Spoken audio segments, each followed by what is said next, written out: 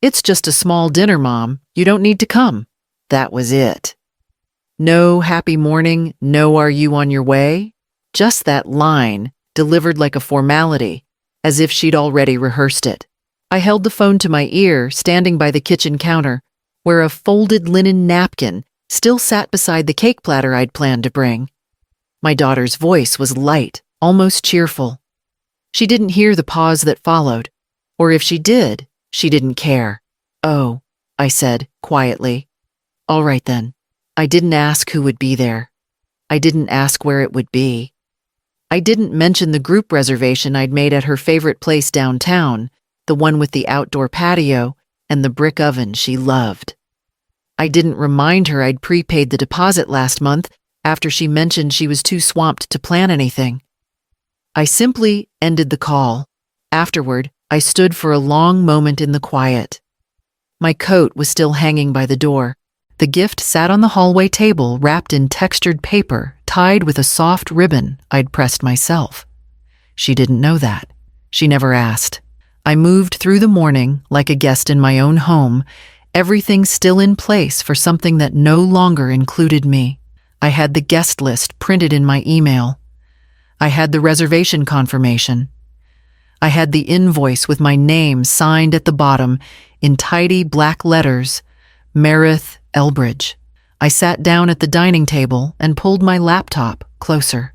The restaurant's portal was still open from the night before. I had double-checked the menu one last time, even requested a special bottle for the toast. She said it was a small dinner. No need for me to come, but 30 seats had been confirmed, and I'd paid for every single one. The cursor blinked on the screen, hovering above the words, "Modify reservation." I didn't click anything. Not yet. I just stared at it. Because if I wasn't needed, why was it all still in my name? The app loaded slowly, as if it already knew what I'd find, and was trying to soften the blow. But there it was. 30 guests confirmed. A square table layout. My name listed clearly as the host. Scrolling down, I read the list twice, maybe 3 times. There was Clara, my daughter's co-worker from the museum, the full set of her in-laws, Elaine Martin, their youngest son, her Pilates instructor, a couple she'd only met last summer on a wine tour, even Janice, her godmother, who hadn't called since the divorce, but not me. I checked the notes section just to be sure. No mentions of me arriving later, no adjustments, nothing. I didn't know what I was hoping to find, maybe some oversight, a line that read, "Mom will join after dessert," or add 1 more seat. But the silence on that screen felt intentional, considered. By mid-afternoon, the sun had warmed the pavement just enough to make a walk seem casual. I didn't dress for it. I didn't plan to stop. But I found myself across the street from the restaurant just before the guests started arriving. The patio lights were already on. Gold flecks in the glassware caught the light as staff adjusted placements. Everything looked beautiful, even from a distance. I stood behind a tree watching as people hugged, greeted one another, found their seats. I saw my daughter emerge in a soft gray dress. She smiled, her arm looping around someone else's, someone I didn't recognize at first. And then I saw her. Elaine, her mother-in-law. She took the seat at the head of the table, the one I'd always chosen when we celebrated here before, the one I reserved this time too. A man raised his glass toward her and said something I couldn't hear, but I watched as the table lifted their glasses together. She laughed. My daughter laughed with her. I stayed until the server brought out the first round of drinks, long enough to know there wouldn't be an empty chair for me after all. Only one that used to be mine. I didn't go home right away. I walked a few blocks past the restaurant, stopping at a small bench near the corner where a florist used to be. The storefront was empty now, but I remembered the smell of fresh eucalyptus and waxy lilies from years ago. Some places lose their scent even faster than they lose their meaning. I sat and waited. 10 minutes, then 20. I stared at my phone, turning it over in my hands as if flipping it might make a message appear. Nothing. No missed call. No apology. Not even the obligatory, "We missed you." I opened my email. The reservation confirmation still sat in my inbox. I clicked into it then, into the event dashboard one I'd set up myself weeks ago. From this screen, you could edit the guest list track, RSVPs, send reminders. It was strange seeing my own name at the top, but nowhere else. Every guest had been added through my login. The invitations came from my email.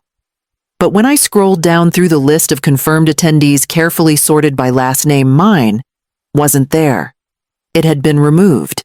Manually. I knew because I'd included myself when I first created the list. I remember typing it in Meredith Elbridge because the system asked who the host would be. Now it only said, "Event managed by Meredith Elbridge. Not attended by, not invited, not welcome." I clicked the tab marked Guest Notes. A few comments were there. Allergies. One guest requesting a vegetarian option. Someone asking if they could bring their own wine. I skimmed until one caught my eye. "So glad she's letting Elaine take the lead this year. Much more balanced," that's what it said. Plain small, tucked between dinner preferences and gluten warnings. A sentence that somehow sliced cleaner than anything said aloud. Letting Elaine take the lead. It wasn't a mistake. This wasn't an oversight. It was a rerouting. The dinner was happening. Without me, under my name, with my money, and not one person in that room had paused to wonder why the woman who built the table wasn't sitting at it. I turned off the screen. Then I turned off my phone. I waited until I was home to open the app again. There was no hesitation anymore. No part of me that needed to double-check names or times. I knew what I saw. I knew what I felt standing on that sidewalk, like a stranger peering into a life she financed but wasn't invited to live in. The app had a red button labeled Cancel Event. It warned of no refunds. I'd read that part before weeks ago when I first booked everything, back when I thought this dinner would be a small relief for my daughter, not a performance staged without me. I tapped once. It asked if I was sure. Yes. 30 plated meals. Chef's tasting menu. Wine pairings.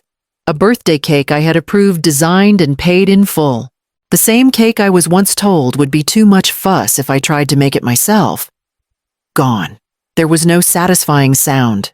No dramatic confirmation tone. The screen just blinked once and then grayed out. Event canceled. That was it. I placed the phone face down on the table. The kitchen was quiet. Still clean from earlier that morning when I thought I'd be leaving for the venue. I looked at the single plate I had set aside, one I hadn't used yet out of habit. I took it down, set it on the table, and filled a glass of water. No linen napkin this time. Just paper. Just enough. I didn't toast. I didn't light a candle. I sat and ate what I had, which wasn't much, but it was mine. They had taken the setting, the seat, the name. They had pushed me to the edge of something I built and still expected it to hold without me. I ate slowly, not bitterly, just aware. Because if I was too much for their table, I wondered truly what they would do without me. And then less than 40 minutes after the cancellation, my phone started to ring. The screen lit up before it even rang. Her name filled the display. I watched it blink once, twice before I picked it up. "Mom, what happened?" "Everyone's here. Where's the dinner?" Her voice was tense, not panicked, not sad. Just irritated. Like I'd ruined something that had been going smoothly. Like I was the disruption. I held the phone steady in my hand. I thought I wasn't needed. A pause. "Then what?" No, I didn't say that. I just meant it was small, informal. We figured maybe you wouldn't want to stand around all night. Her words came fast, overlapping, as if filling the air might erase the weight of mine. "I just assumed you'd want a quieter evening," she added, her tone sliding into something more rehearsed. "You know how you get with crowds, and look, it wasn't personal. Elaine handled most of it this year." It was kind of her idea to keep it simple. I didn't speak. I let her keep talking. It was a miscommunication, that's all. We didn't think you'd mind. I mean, you didn't say anything when I mentioned it earlier. I thought you were fine with it. She was scrambling now, trying to repaint the scene with better colors. I recognized the brushstrokes. I'd used them myself years ago when I softened hard truths for her as a child, when I buffered the world before it reached her skin. But now I was the one being sanded down. I didn't respond to her version. I didn't explain my choice or ask who made the final guest list. I didn't ask why I was the only one kept in the dark while they drank from glasses I paid for and toasted under lights I arranged. I let her finish, let her sit in the silence that followed. And then I said, "I hope it goes well," and ended the call. No click. No slam. Just the soft tap of goodbye. She didn't call back. And when the first text came through a few minutes later, I didn't open it. Not right away. I already knew the tone. I already knew the blame. It was nearly midnight when the photo appeared. I hadn't meant to look, but habit is hard to break. I was scrolling through the feed like anyone does when sleep won't come, idly half-focused, expecting nothing, until I saw her name. A mutual acquaintance had posted it. Someone from her work, I think. We'd met once briefly years ago at a school fundraiser.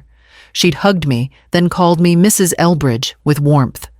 Tonight, she'd posted 3 photos from the dinner. My daughter stood in the center, leaning into her mother-in-law's arms. Both women smiled close. Comfortable, glowing in the soft lights of the patio I had chosen. Elaine wore pale earrings and a silk shawl. I recognized from another gathering, the kind you wear when you know the attention will fall your way. My daughter's hand rested on Elaine's shoulder. Her head tilted just slightly. The caption read, "So lucky to have a second mom like Elaine." Tonight was magic. I didn't blink for a long time. My thumb hovered over the screen. I didn't click, like. I didn't comment. I just saved it. Not out of spite. Not as evidence. Just to remind myself that it was real. That I hadn't misread what was happening.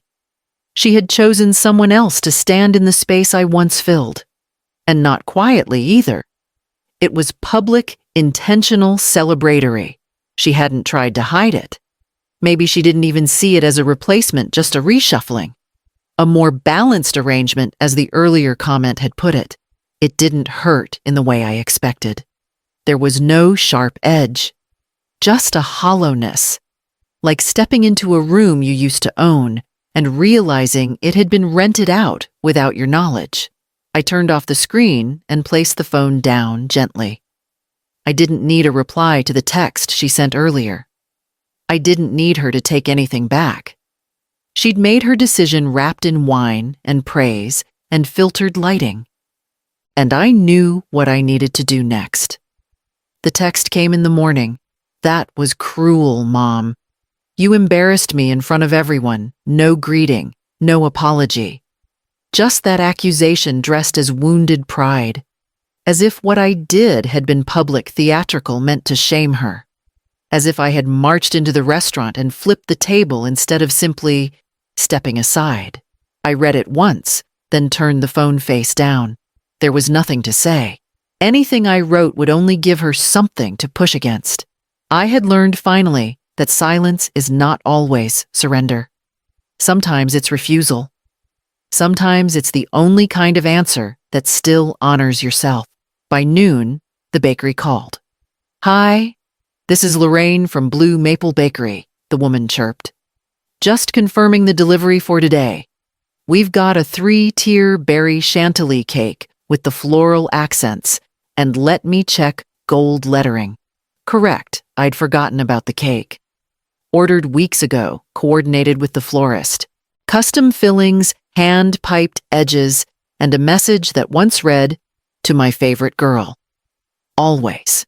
The dinner had been held the night before. An early celebration, she'd said, to make it easier for everyone. But the cake was scheduled for delivery today, on her actual birthday, straight to her house. Quiet. Personal. A tradition we kept, just the two of us. The phone rang mid-morning. "Hi, this is Lorraine from Blue Maple Bakery. Just confirming the delivery for today.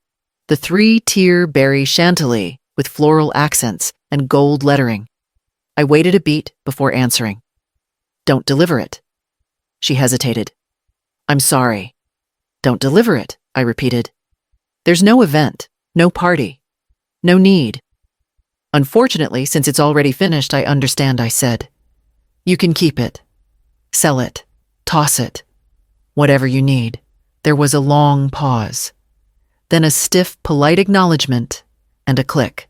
I made no attempt to recover the money. No call to dispute the charge. It wasn't about the cake. It was about recognizing for the first time in a long while that my place had already been cleared from their table, and I'd been the last to notice. I spent the rest of the day tending to small things. A loose button, a dripping faucet, the drawer that always stuck. The quiet felt earned. And when I opened the fridge later that evening, I pulled out a simple snack and placed it on a plate, not as a replacement, not to fill the space where a slice of cake might have gone, but as proof that I could still serve myself. The next morning, I wrapped the birthday gift in soft paper and tied the ribbon tight. I left the house just after sunrise. The streets were quiet, the air still holding that thin edge of morning that makes everything feel gentler than it really is. I didn't dress up. I didn't wear anything that suggested an occasion. I just folded the gift carefully under one arm and stepped into the day like it was any other. It was a small package, something I'd chosen with care weeks earlier, long before the silence, the erasure, the reassignment of roles. Back then, I still believed in the ritual, in marking another year with something personal, in the idea that giving could still be a bridge. The paper was thick and cream-colored. The ribbon was a muted rust, her favorite once. I had removed the tag that originally sat on top, peeled it away slowly so it didn't leave any residue. I didn't want it to say from Mom. I didn't want it to say anything. The house was quiet when I arrived. No voices, no music spilling from windows, no remnants of celebration. Just a few plastic cups on the porch railing and a strand of light still half lit from the night before. I didn't hesitate. I walked up to the door, bent down, and placed the gift neatly by the welcome mat. I adjusted the ribbon once lightly, pressed the sides flat. Then I stood. I didn't knock. I didn't linger to listen for footsteps. I didn't check behind me to see if anyone had noticed. I just turned around and walked back the way I came, each step a quiet reminder that I didn't owe anyone an explanation. There's something final about giving without the need to be seen. Not out of shame, not to disappear, but to draw the line between presence and permission. I wasn't asking to be let back in. I wasn't hoping for gratitude. The gift was hers, as it always was meant to be. But it no longer carried my name. When I got home, I didn't check the doorbell camera or my messages. I made tea.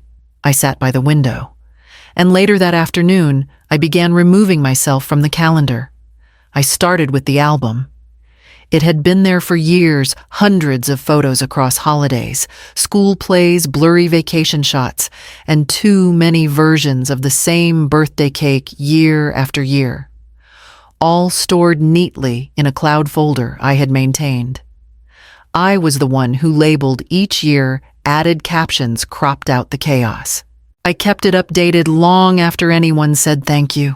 I opened the album and stared at it one last time. My granddaughter's first Halloween. The blurry picture of my daughter asleep on the couch with a textbook over her face. A photo of the three of us once from a cabin trip when it had snowed unexpectedly and we'd all laughed in the cold. Then I pressed delete. It didn't ask if I was sure. It just vanished. Next was the shared calendar. I had added recital dates, appointments, gentle reminders to schedule dental visits. I removed myself quietly. No message would go out. No one would notice until a reminder failed to appear. After that came the subscriptions. There were newsletters, one for parenting tips, one for the book club. She said she'd join one from that recipe blog she used to love. I had signed her up. Every Monday, Wednesday, Friday, they'd arrived like clockwork. I clicked through each and unsubscribed. Not in spite, not in bitterness. I did it in recognition. I was no longer part of the operating system, and it was time to stop pretending I was. The structure I had held in place for so long didn't require me anymore, or so they believed. And if that was true, then I had nothing left to maintain. It was strange how quiet it felt afterward. Not empty, just still. Like a stage after the curtain has dropped when the lights are out and everyone's gone home. You look around and see the outline of what had been, and realize just how much you were doing in the dark. I closed my laptop and folded the worn sweater that had been draped over the chair. Then I opened the drawer in the hallway, where the old birthday cards were still tucked away. The house is quiet today, but not the kind that aches. It's the kind I chose. 1 year has passed, not marked by any grand changes, but by slow ones. The kind you don't notice until you open a drawer and realize it no longer holds things meant for someone else. Or when a date rolls around and doesn't sting the way it used to. I didn't forget the day, but I didn't circle it either. I baked something simple this morning. Not a cake, just a tart I like. The crust turned out fine, the filling better than expected. I set one slice on a plate and carried it to the table where the sun hits around mid-afternoon. It's the same table we used for crafts when she was small. The same one we ate at the night she told me she got the job. It used to seat more. Now, it only needs to seat me. I placed a small candle next to the plate. Not decorative, not scented. Just a plain one I keep for power outages. I lit it anyway. Not for tradition, not for her, but for peace. I sat down and let my shoulders settle. No buzz of incoming messages. No calendar alerts. No list of errands or appointments to drive across town for. The air felt still but whole. I didn't sing for anyone else. I didn't think of how things used to be. I just hummed the first few lines of a tune I used to sing to myself when I folded laundry. Then, without ceremony, I sang the rest out loud. Softly. Steady. Like I was allowed to. When I finished, I took a bite of the tart, leaned back in my chair, and looked at the space around me, not searching, not missing, just seeing.